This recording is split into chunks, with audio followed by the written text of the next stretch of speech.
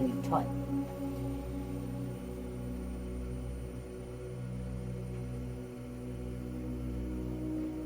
This is Sculpfun S9.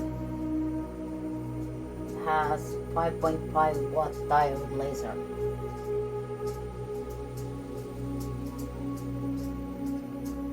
And I've been trying to get it to cut plywood for a week.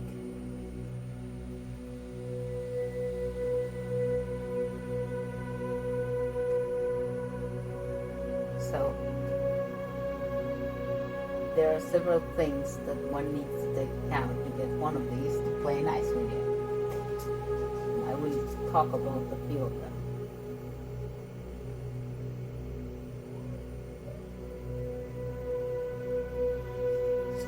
As soon as it stops cutting things for me, hopefully successfully, it took the time.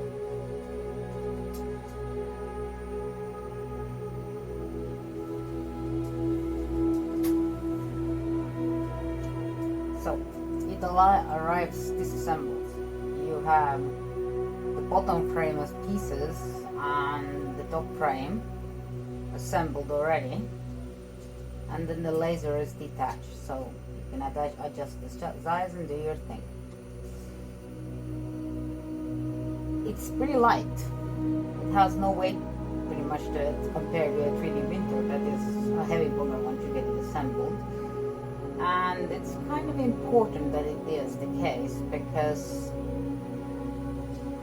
when you start cutting things, there's a bit of a pickle. You could go really slow, but wood will catch fire if you do that. You could go faster, but then you have to do multiple passes. However, that does work.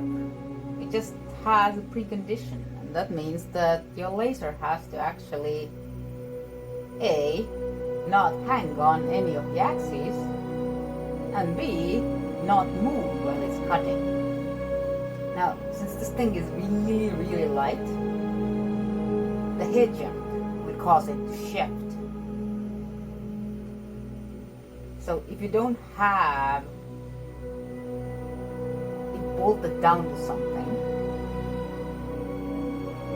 you will have very big difficulties cutting anything at all in 1, 2, or any other number of passes, because basically every time it goes in a pass, it's going to hit you, and the whole damn thing is going to move, and well, that won't go that far. The other thing is about axes. When they come, they're quite loose, so you think you tension them right, you think, and then you tension the belts, and you think tension those right as well. But what is right turns out to be not what you'd expect.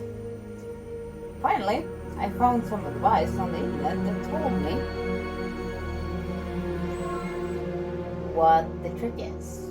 I will show you what the trick is as soon as I get this one.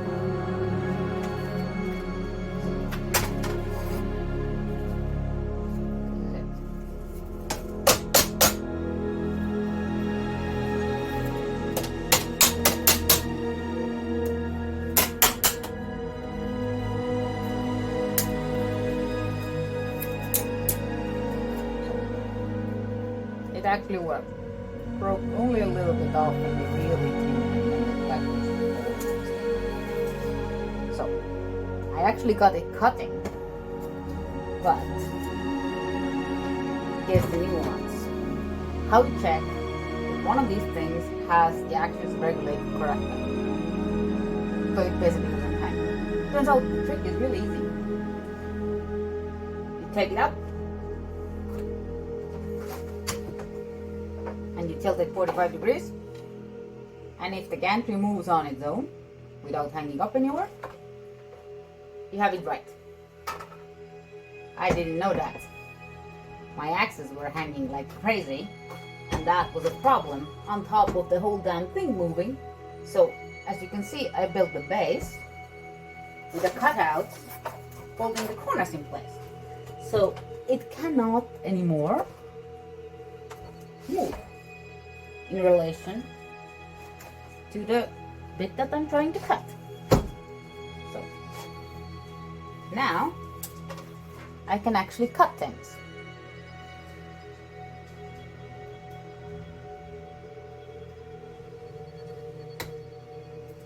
Ha!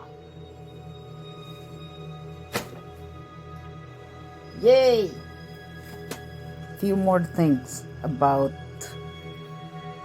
what I needed to do to get things cutting. You can see I've stapled the corner holders in place, so the gantry doesn't move anymore. And then the plywood,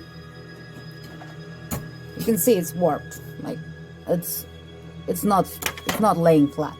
So what I'm doing is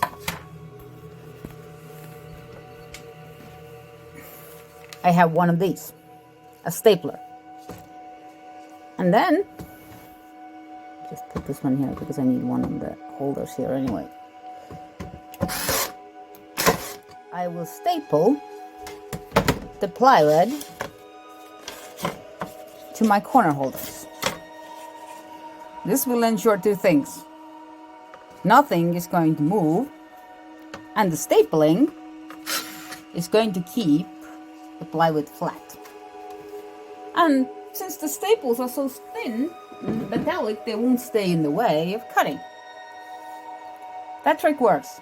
I also had to put the laser head focus about 1 millimeter below being actually in focus to cut through this not 4mm plywood, so it's not that powerful of a laser. It was just a micron short and that fixed it.